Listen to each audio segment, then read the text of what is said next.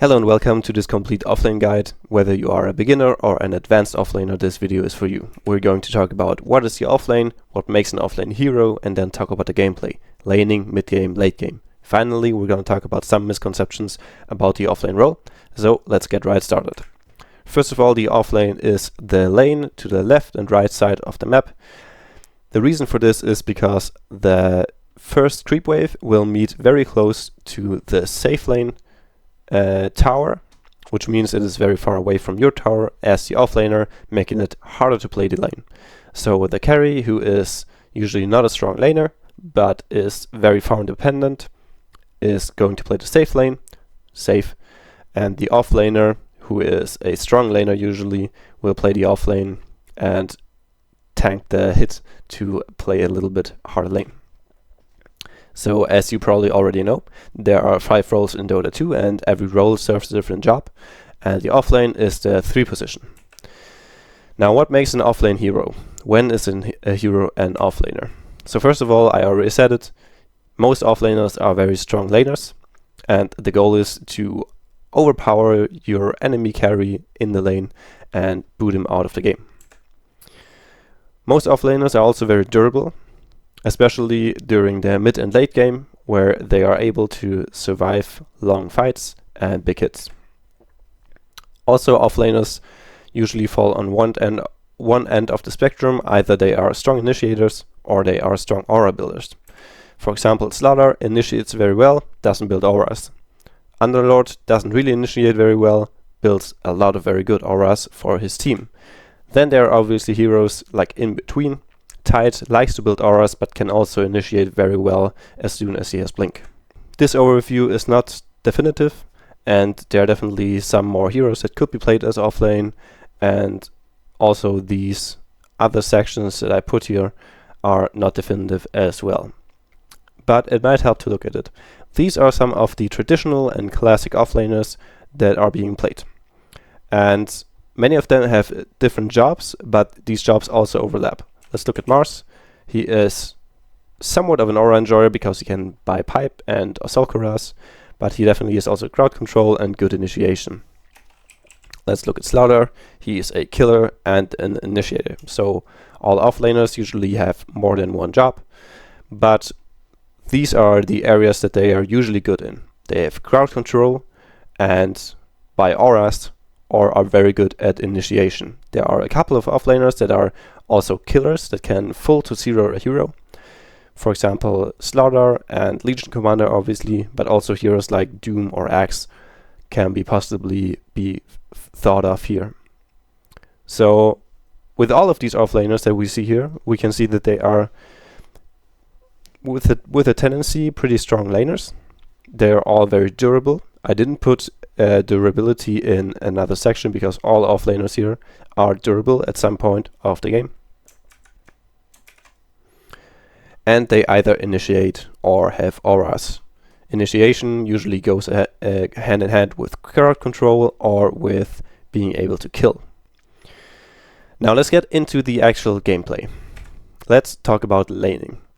First of all, we're going to look at one segment of the map, which is the top lane right now, and we assume that you are playing Radiant as the offlaner and play against the Dire safe lane. So there are no towers on this map, but the offlane tower is about here and the safe lane tower is about here.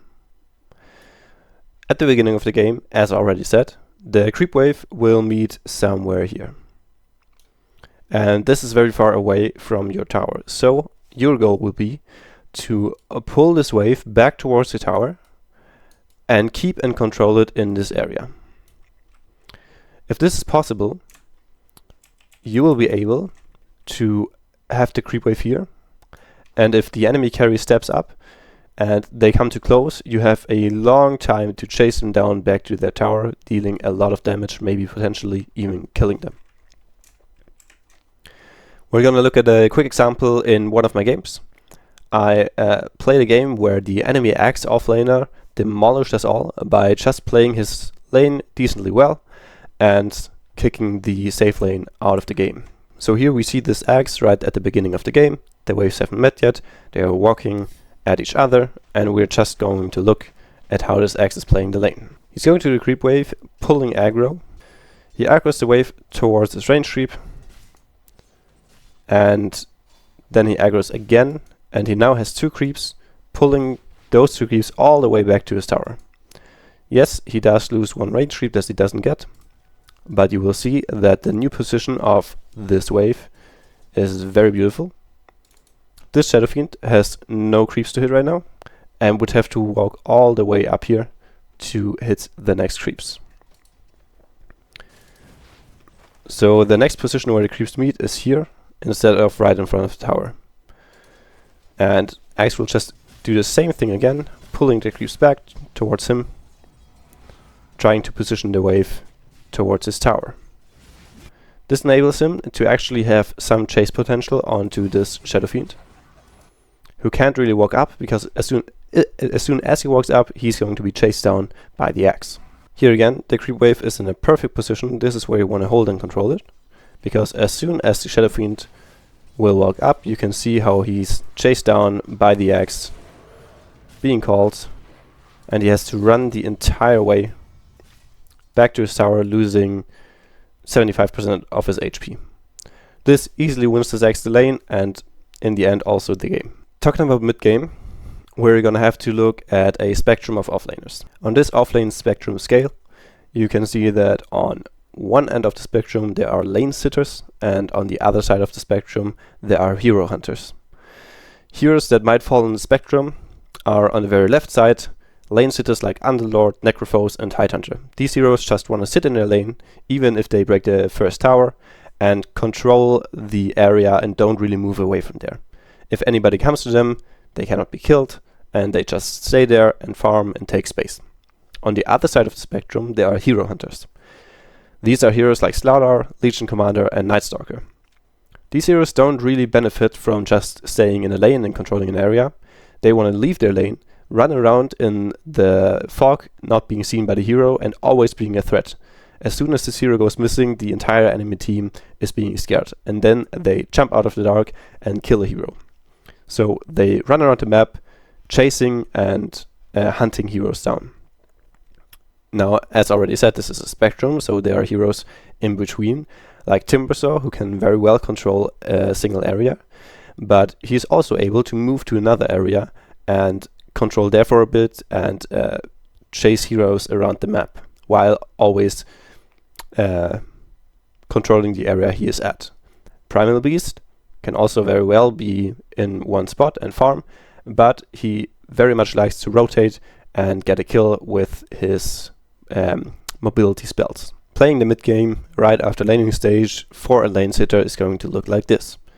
You are working on this tower, or you just broke the tower already, and then you are going to push this wave while taking camps on the side.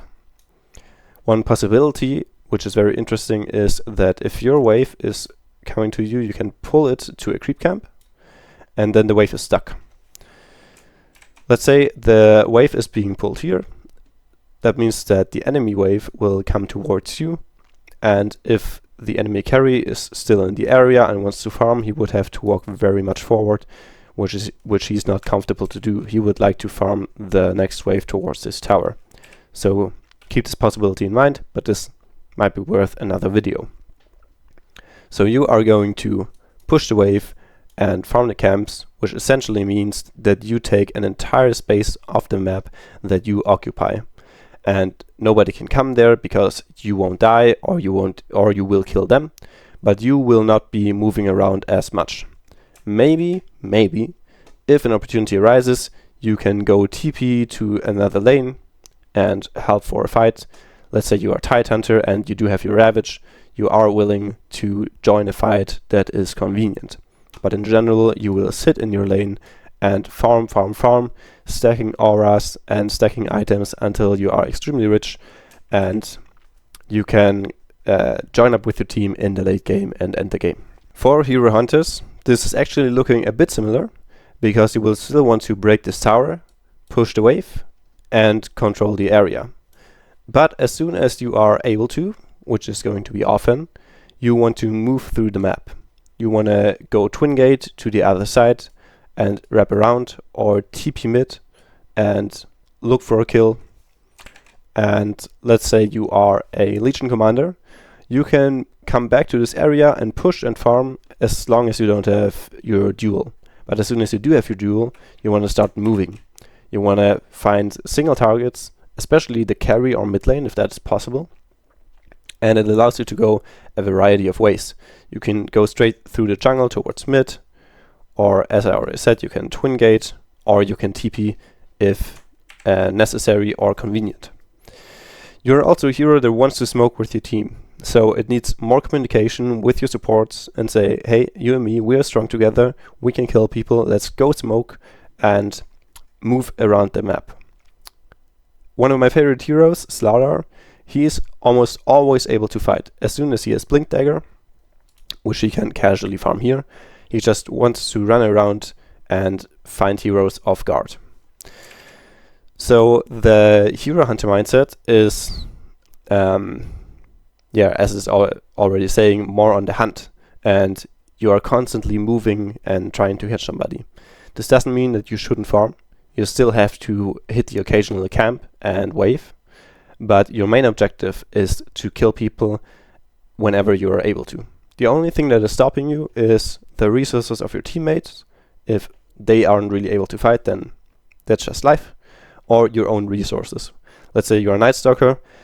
During the nighttime, you want to chase and fight. During the daytime, you might rather hit some waves or be useful elsewhere. As a Legion commander already said, when you don't have duel, go farm, no problem. So to summarize real quick, as a lane hunter, you want to control the enemy safe lane after breaking the tower, and you're just going to stay there while pushing the wave and farming the surrounding camps. As a hero hunter, you still want to break this tower and push the wave so that you have information and the carry has to show.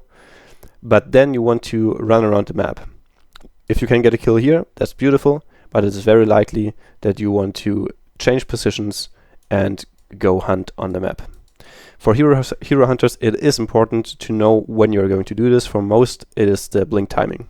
Moving on to the late game. As an offlaner, you will probably have bought either auras or items that enable you to live and sustain. So that usually means that you are the frontman of the team. This doesn't account for all offlaners, but in general, in any fight, you want to be the first person that connects with the enemy team and be a meat shield for your carry, so that your carry, who is the actual damage dealer, can be untouched and hit the enemy freely. This also means that in the late game you should start moving essentially with your team and be the front man while also helping to sustain your team, which is the next point, enabling your carry. At some point your damage will be semi-relevant, and the main goal will be to keep your carry alive and to enable him to hit people. The late game is the time to shine for your carry, so help him to do so. This leads me to 3 conceptions about the offlane I want to talk about. The damage illusion. You are not the damage dealer of your team. This doesn't mean you shouldn't deal damage. Obviously you should. But in the late game, the actual hero that will deal the damage is your carry. So your job is to get beefy and chunky and be able to disable or initiate on the enemy heroes, or keep your carry alive with auras, support your team, stuff like that. You will just have to trust that your carry player is actually going to get into a position where he deals a lot of damage. So I don't want to see big damage items like Desolator or Crystallis. I want to see stuff like Pipe, Assault Cuirass, which is also an offensive damage item, but is also an aura that buffs up your team. I want to see a BKB, stuff like that. It's not like damage items are a no for every offlane hero in every situation, but in general, you are not the damage dealer. Don't think you are. Be the offlaner, be the beefy boy that you are supposed to be. The other misconception is a bit different. It is the fight hungry and farmless.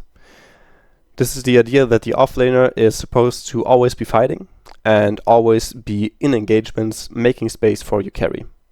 Not entirely wrong, but this often means that people end up farmless and don't have any items whatsoever. This is just wrong. As an offlaner, if you are not decently rich in a game, you will very likely not be helpful. You need to prioritize yourself as well. As an offlaner, you are supposed to serve your carry and mid lane. That is right. This is why you're position 3 and not 1 or 2. But you need to have a decent income in order to provide items that actually help. So don't end up just running around fighting. You need to know which items do I need, and then go very disciplined towards those items, farming until you get them, and then you can go fight. And then you can identify, is this enough or do I need more? So I don't want to see offlaners just being leisurely like fighting around. You should be farming very consequently, and then fighting when an opportunity arises, and then go back to farm immediately after, because you do have timings to hit. Finally, the high ground jump. In the late game, there's some point where you need to go high ground. I said before that you are the initiator as the offlaner, which is very often true, and that you are the frontman as the offlaner, which is also very often true. But when it comes to the high ground, it is often so that when you just walk up high ground first, or you jump into high ground, that this will end in a disaster for you and your team. When you attempt high ground, the roles sometimes switch. Sometimes you give your carry the Aegis, and then his job is to stand up front and hit the tower, and everybody else stand behind. And you are there to counter-initiate. So when they jump on him, then do you react, help him out, and turn the fight around, making it so that you do not dive behind a tier 3 tower into the enemy base.